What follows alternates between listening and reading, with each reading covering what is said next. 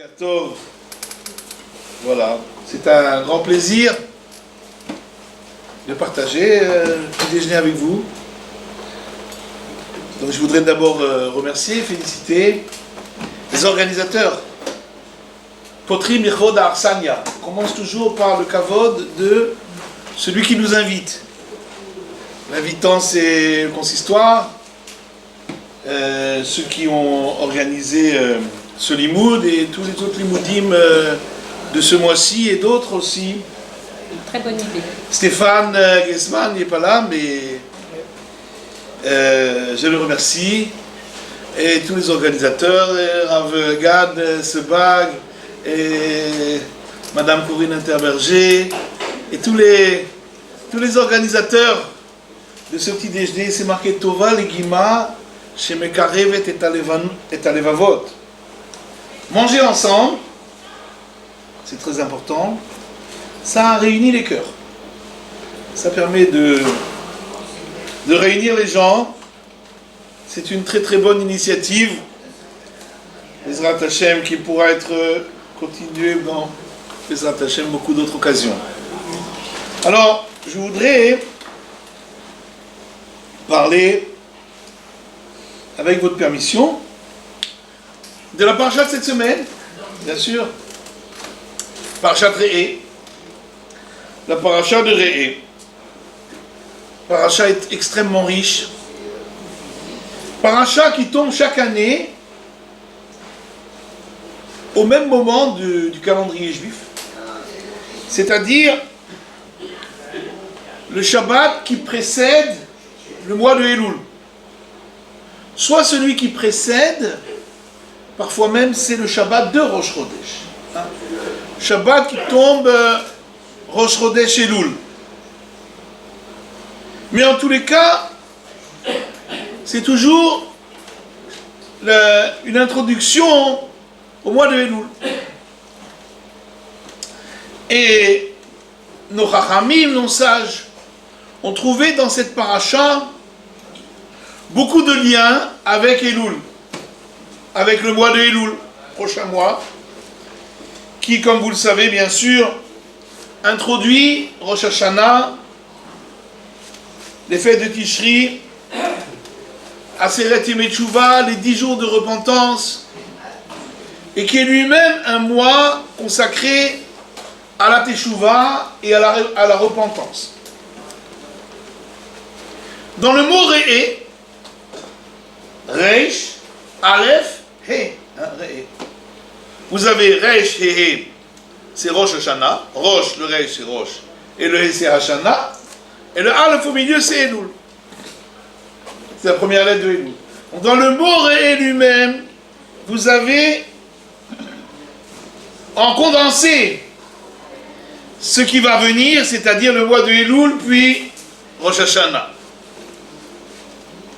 Dans le premier verset, Re'eh Anochi Noten Lifnechem Hayom Bracha Uklala. Vois, je vous donne aujourd'hui Bracha, la bénédiction, Klala, la malédiction. La bénédiction, si vous écoutez les mitzvot d'Akadosh Baruch Hu, et Chas v'Shalom, à Dieu ne plaise, Akelala, Imlo Tishme, si on n'écoute pas. Pourquoi nos chachamim sont attachés à ce mot Re'eh Anochi Noten Lifnechem Hayom? Regardez, je vous donne aujourd'hui. Pourquoi aujourd'hui? C'est pas aujourd'hui, c'est déjà depuis le mont Sinaï. Hein? C'est pas le premier jour, c'est pas que aujourd'hui. Hayom fait référence à, nos chachamim disent, Hayom fait référence à Rosh Hashanah.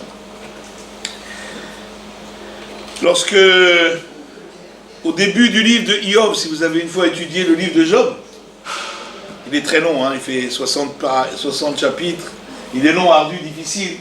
En tout cas, dans le premier chapitre du livre de Iyov, c'est marqué que Akadosh Baruch Hu, c'est Vaïhi Hayom, ce fut Hayom. Et Hachem s'est réuni avec toute sa cour. Est venu le Satan. Est venu le Satan qui a commencé à vouloir attaquer Iyov. Hayom, disait Chachamim, Hayom c'est Rosh Hashanah. D'ailleurs, dans la tfila de Rosh Hashanah, on répète souvent Hayom. Hayom harat olam. Hayom yamid bamishpat. Hayom te'amtsenu. Hayom tevarchenu. Hayom, etc. On répète beaucoup de fois le mot Hayom, parce que le terme Hayom se réfère à Rosh Hashanah, et c'est une histoire qui s'est passée le jour de Rosh Hashanah. Regarde, vois un peu ce qui va se passer. Hayom, le jour de Rosh Hashanah, eh ben, je vais te juger. Je vais vous juger. Et, dit Moshe Rabbeinu, Akadosh Baruch Hu parle dans sa bouche, il dit voilà, ce jour-là, on va être jugé, la bracha et la klala. Pour le bien ou pour Chas v'Shalom, l'inverse.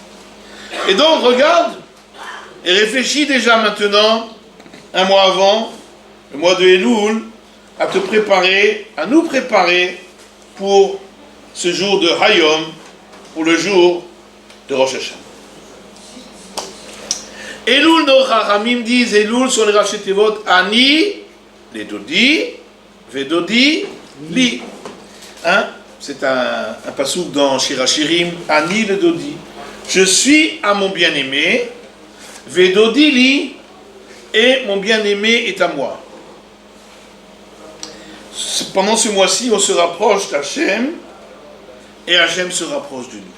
Ani le Dodi, je me rapproche de mon bien-aimé, Vedodi Li, et mon bien-aimé se rapproche de moi. Je voudrais essayer de donner encore une autre explication entre le lien entre Réé et le mois de Elul. Je voudrais partir à partir d'une explication du Toldot Aaron. Toldot Aaron, c'est Rabbi Aaron Mijitomir. Rabbi Aaron de Jitomir, qui a vécu il y a plus de 150 ans, qui a donné l'explication suivante. Que veut dire le mot Elul? Dans la Masechet Psachim, on nous dit que dans le Mizbeach, l'autel, l'autel où on offrait les korbanot, les sacrifices, il y avait Loul, il y avait quelque chose qui s'appelait Loul. Il y avait un petit Loul, Loul Katan, un petit Loul. Qu'est-ce que c'est un Loul? Loul, c'est un poulailler. C'est une explication. Pourquoi on l'appelle Loul? Parce que c'est un endroit qui est très... où on est entassé comme ça, comme les poules dans le poulailler. C'est un endroit fermé. Alors Loul, ça peut vouloir dire aussi un endroit, un trou, quelque chose de très... où on est... un petit endroit qui est enfoncé à l'intérieur d'autre chose. Ça s'appelle Loul. Comme un puits, comme un puits profond. Il y avait un puits, il y avait un Loul, et dit entre le Kevesh et le Mizbeach. Donc il y avait la rampe pour monter sur l'autel, n'est-ce pas? Et au bout de la rampe, il y avait une petite lucarne. Il y avait une lucarne et dedans, il y avait un trou. Et là-bas, on mettait les oisillons, Khatat Haof, qu'on offrait en sacrifice, et qui avait eu un problème. Qui avait eu un problème, qui était devenu impur, ou je ne sais pas, ou bien on avait raté la manière de le faire, etc. Donc on ne pouvait pas offrir sur le Mizbeach. Alors on les mettait dans ce trou-là, et on attendait que passe la nuit suivante. Quand la nuit suivante était passée, donc ils étaient devenus notables, ils étaient, de toute façon, la nuit était dépassée, donc on pouvait les brûler. Mais jusque-là, on les mettait dans ce trou. Loul Katan. Un petit loul, un petit trou, qui était destiné pour ces Khatat Haof, pour ces petits korbanot qui étaient psulim, pour ces oisillons qui avaient un souci, un défaut qu'on ne pouvait pas offrir sur l'autel. Alors dit-il, Elul, ça vient aussi du mot loul. Il dit, nous aussi on a un loul. Des mitzvot qu'on fait, elles ne sont pas toujours, elles sont pas toujours au top, comme on dirait. Il y a des fois un petit défaut, on n'a pas... On raconte une fois, quelqu'un il se promenait à New York, il était sur la 5e avenue. Il était sur la 5e avenue, à Manhattan, je ne sais pas si vous étiez déjà une fois là-bas, il voyait du monde, il voyait les magasins, tout ça, il regardait par-ci, par-là, il regarde à droite, à gauche, Et à un moment, il sent un coup comme ça, paf! Il sent un coup comme ça sur sa poitrine. Bon, je suis étonné. Continue. Et paf! Un deuxième coup sur sa poitrine. Il se retourne et il se rend compte qu'en vérité, il est à la choule. Il est en train de faire le Shmoneh Esrei. Et puis il a fait Slachanu Avinu Kichatanu. Alors des fois, vous savez, on est en train de faire la tefila et puis en vérité, dans la tête, on est sur la 5e avenue de New York. On est complètement dans les rêves, complètement en ailleurs. Alors on croit que... Hein, des fois, on fait la tefila et en vérité, on est complètement ailleurs. Alors qu'on navigue. Alors que la tefila doit être faite avec kavana. Alors il dit, ça ressemble un peu à ces corbanotes, à ces sacrifices qu'on devait offrir sur le Mizbeach. Tefila, la tefila, elle remplace les corbanotes, n'est-ce pas? De nos jours, on ne peut plus offrir de corbanotes. La tefila, il y a 3 tefilot par jour, parce qu'il y avait 3 fois, avant d'être la corbanote, il y avait le corban du matin, le sacrifice du matin, le sacrifice de l'après-midi, et la nuit, où on le faisait brûler sur le Mizbeach. Shacharit, Mincha, Avit. Mais parfois, notre tefila, elle est un peu hors circuit, n'est-ce pas? Un peu comme ces korban qui n'a pas été, qui avait un petit problème. Alors, qu'est-ce qu'il fait à Kadosh Baruch Hu? En haut, dans le ciel, il y a aussi un Beth Amikdash. Il y a aussi un Mizbeach. Il y a aussi un endroit où toute notre tefilot, elle monte. Elle monte dans le ciel pour arriver là-haut, pour entrer dans le Beth Amikdash, pour être offerte sur le Mizbeach. Et puis des fois, il y a des tefilot que la personne était tellement complètement hors circuit, complètement en dehors, que elle ne peut pas monter sur le Mizbeach. C'est comme si on avait fait un korban et puis on n'avait pas pensé du tout au korban. Elle ne peut pas monter sur le Mizbeach. Alors qu'est-ce qu'il fait à Kadosh Baruch Hu? Il le met dans le loul. Il le met dans un endroit où elle va rester en attente. Elle va rester en attente. Arrivé le mois de Elul. Le loul. Et il y a le Aleph devant. Elul, Aleph, Loul. Arrivé le mois de Elul, on peut arriver à prendre ces téphilotes là, par notre teshuva, par notre repentir. On peut arriver à réfléchir à tout ce qu'on a fait pendant l'année, toutes les choses qu'on a faites qui étaient mal faites, et on peut arriver à les changer complètement, à les transformer, et à les ramener vers Hachem, vers le Aleph, le Elul. Aleph, ça représente Akadosh Baruch Hu, qui est l'unique. Aleph, c'est un. Et ramener toutes ces tefilot vers Akadosh Baruch Hu, par justement notre teshuva, par le fait qu'on se rend compte qu'on n'a pas fait les choses comme il faut, et qu'on se repent, et on ramène ces tefilot vers Akadosh Baruch Hu. Le koach de la tefila, il est très important. La force de la tefila est très très importante. Je raconte une histoire. Il y avait une fois un couple en Israël. Lo Aleinu, il n'avait pas d'enfant. Ils ont attendu de nombreuses années. Ils n'avaient pas d'enfant. Ils se sont rendus compte que, malheureusement, les médecins leur ont dit, vous ne pourrez pas avoir. Alors ils ont dit, qu'est-ce qu'on va faire? On va adopter un enfant. Ils ont adopté un enfant. Ils ont adopté un enfant juif. Ils l'ont pris à l'âge de 6 mois, comme ça, 1 an. Ils l'ont adopté. Ensuite, il est rentré au Gan. Il est rentré au jardin d'enfants. Et ensuite, à la fin de la dernière année du Gan, du jardin d'enfants, ils font là-bas en Israël, Messibat Sidour. Une fête, une grande fête. Si vous avez déjà une fois assisté là-bas, c'est une très grande fête, en musique et tout. Et les enfants, ils les font chanter, etc. Et à la fin, ils leur offrent un sidour. Parce que maintenant, ils ont appris à lire. Donc c'est une fête parce qu'ils ont appris la lève-bête, ils ont appris à lire. Maintenant, ils savent lire. Maintenant, ils vont pouvoir prier. Alors on offre le directeur de l'école, il offre à chaque enfant un sidour. Alors, ça s'appelle Messibat Sidour, la fête du sidour. Alors tous les enfants ont reçu un sidour. Et cet enfant-là, il était tellement heureux, il s'est mis à danser, il s'est mis à chanter. Il était tellement heureux. Les autres, ils ont reçu un sidour. Bon, ils ont reçu un sidour. Bon, c'est très bien, enfin des sidourim, À la maison, il y en a beaucoup, hein. Et quand chaque fois ils vont à la choule, ils ont un sidour. Donc c'est pas quelque chose de... C'était pas quelque chose de tellement extraordinaire. Mais pour lui, le sidour, c'était quelque chose d'extraordinaire. Alors il s'est mis à danser et tout. Toute la journée, il était heureux. Alors à la fin de la journée, ses parents ils lui ont dit, mais pourquoi tu es tellement heureux d'avoir reçu ce sidour?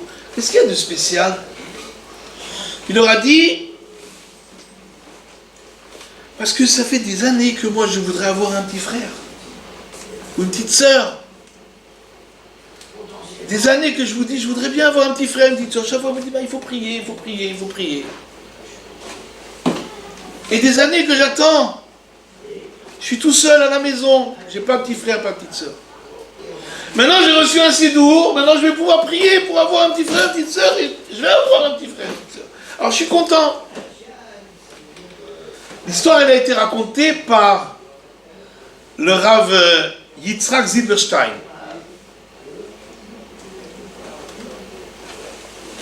Et Rav Yitzhak Zilberstein, il raconte que le père, il lui a raconté cette histoire. Il a dit, le fils, il a commencé à prier sur ce sidour, d'avoir un petit frère. Il a dit, un mois plus tard, sa femme est tombée enceinte, et 9 mois après, il a eu un petit frère. Il a dit, on voit le corps d'une tfila, d'une prière qui est faite avec kavana, avec vraiment avec force, avec quand on donne de l'importance à la tfila, à chaque mot qu'on fait, ça peut avoir un corps extraordinaire. Et malheureusement, les tfilotes qu'on fait, elles n'ont pas toujours cette force-là. Alors arrive le mois de Elul, et c'est la tfila, hein, on lui donne cette force-là, on reprend toutes les tfilotes qu'on a faites, on fait teshuva, et à ce moment-là, on arrive à ressortir toutes ces tfilotes qui sont dans le loul. C'est marqué pourquoi cette tfilote, elle ressemble à un oiseau, hein, parce que dans le loul, on mettait un oiseau. Parce que le Zohar, il dit, une mitzvah qui a été faite sans yira, sans ahava, la yira et la ahava, c'est la crainte d'Hachem et l'amour d'Hachem. La yira et la ahava, c'est comme 2 ailes. Un oiseau, pour voler, il lui faut 2 ailes. La mitzvah, pour monter vers le ciel, il lui faut 2 ailes. La yira et la ahava, la crainte d'Hachem et l'amour d'Hachem. S'il n'y a pas cette yira, s'il n'y a pas cette ahava, elles n'ont pas. On raconte qu'une fois, le Baal Shem Tov, il est arrivé dans une ville. Il est arrivé dans une ville et il voulait rentrer dans le Beth Knesset. Il voulait rentrer dans le Beth Knesset. Il a dit, je voudrais rentrer dans le Beth Knesset. Alors on l'a amené à la Beth Knesset, à la choule. Il est arrivé à la porte et il a dit, je ne peux pas rentrer. Je ne peux pas rentrer. Je suis bloqué, je ne peux pas rentrer.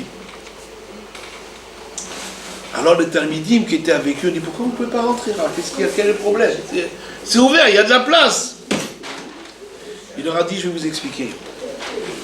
Il leur a dit, quand on fait la tfila, on l'a fait avec cœur, avec tout son cœur, avec tout son pouvoir. La tfila, elle a des ailes. Hein? Elle est comme cet oiseau qui a des ailes, elle monte au ciel. Avec la yira, avec la crainte d'Hachem et la havat Hachem, ces 2 ailes, la tfila, elle monte au ciel. Il dit ici, les gens, ils font la tfila, mais pas avec cœur. La tfila, on va à la choule, on ouvre le sidour, on lit, on tourne les pages, et on ne met pas du cœur. Il dit, toutes les tfilotes qu'ils ont fait, elles sont restées en bas. Il dit, la choule, elle est pleine de tfilotes. Il dit, je ne peux pas rentrer, il n'y a pas la place pour rentrer. Je ne peux pas rentrer. C'est plein, plein, plein, plein. Il n'y a pas d'endroit pour rentrer. Il dit, je ne peux pas rentrer. La tfila, elle ne peut avoir de force que si on y met la conviction, que si on y met du cœur. Yira et Ahava. Hein? La crainte d'Hachem et l'amour d'Hachem. Si on met les deux, si les deux marchent ensemble, alors elle a les ailes pour monter. Alors je voudrais relier avec notre paracha, justement, de Parashat Re'eh. Dans Parashat Re'eh, il y a la paracha de donner la tzedaka. Paracha de la tzedaka. C'est marqué là-bas, Natan titen lo, si tu vois quelqu'un qui est pauvre, donner, tu lui donneras. C'est marqué Kifatoar tiftach et yadecha. Ouvrir, tu ouvriras ta main. C'est marqué Amet ta'aniklo. Lorsque tu as un serviteur hébreu qui a terminé ses 6 années de travail, le jour où il s'en va, il faut lui donner comment on appelle ça, un pécule. Hein? Ha'anaka, ça s'appelle. Il faut lui donner un pécule pour qu'il s'en aille et qu'il ait de quoi vivre. Ha'anet ta'aniklo. Donner, tu lui donneras le pécule. Et de toute façon, pourquoi on répète chaque fois? Naton titen. Hein? Donner, tu lui donneras. Patoar tiftach. Ouvrir, tu ouvriras. Ha'anek ta'anik. Donner le pécule, tu lui donneras le pécule. On trouve souvent cette redondance dans la Torah. Im shamoa tishmeru el mitutai. Si écoutez, vous écouterez mes mitzvot. Hein? La Torah, elle répète le verbe 2 fois chaque fois. Pourquoi on répète le verbe 2 fois? Alors, j'ai vu un midrash qui dit, c'est marqué on dit dans Eshetraïl, hein, le vendredi soir, on dit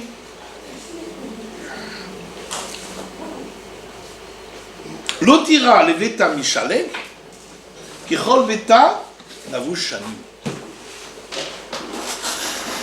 La femme vertueuse, Lotira leveta mishalek, elle n'a pas peur qu'il y ait de la neige qui rentre, même quand il y a la neige, elle n'a pas peur pour sa maison.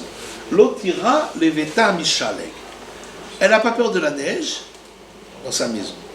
Pourquoi? Kichol veta navush shanim, car toute sa maison est habillée, revêtue de soie, de belles soies rouges, de belles soieries. Qu'est-ce que ça veut dire? Dit le Midrash, dans la punition, dans le Olam Haba, dans le monde futur, il y a 2 sortes de punitions. Il y a la neige, le froid, et il y a Esh, le feu. Une personne qui a fait les mitzvot avec froideur, hein, avec froideur, il a fait comme ça, de manière sans cœur, froidement. Alors, dans le monde futur aussi, il sera dans le froid. La punition qu'il aura, ce sera du froid, ce sera de la neige. Ce sera Shélek. Il dit, mais la femme vertueuse, la femme qui s'attache à faire les mitzvot, à faire les tfilotes avec force, Eshet Raïl, hein, c'est ça le Pérec, Eshet Raïl, la femme vertueuse, l'otira leveta mishalek. Elle n'a pas peur de cette neige. Pourquoi? Kichol beta lavush shanim. Shanim, vous pouvez lire aussi shnaim. Kichol beta lavush shnaim. Hein? Chaque fois la Torah, elle a répété 2 fois. Kichol beta lavush shnaim. Toute la construction de la Torah, elle est double. Naton tite. Patoar tiftach. Ha'anek ta'anik. Donner, tu donneras. Ouvrir, tu ouvriras. Qu'est-ce que ça veut dire? Je me suis dit, peut-être c'est ça le pshat. Naton titen. Il y a 2 manières de donner. On peut donner comme ça, il y a un pauvre qui vient, je lui donne la tzedaka, sans réfléchir. Je sors un billet, je lui donne. Et il y a ça, c'est naton. Donner, simplement donner, c'est le verbe à l'infinitif. J'ai donné. Et il y a titen, tu donneras. Ça veut dire tu vas donner de toi. Tu vas donner avec cœur. Titen, tu vas donner avec cœur. Il y a ha'anek, je donne le pécule. Donner le pécule, je fais. La Torah m'a dit, je donne le pécule, je donne. Mais il y a ta'anik, toi tu vas donner de toi, tu vas donner avec ton cœur. Hein, tu vas y mettre du tien, comme on dit en français. Ta'anik, tu vas y mettre du tien. La Torah, elle répète 2 fois. Ça veut dire qu'en vérité, c'est un peu ce qu'on a dit.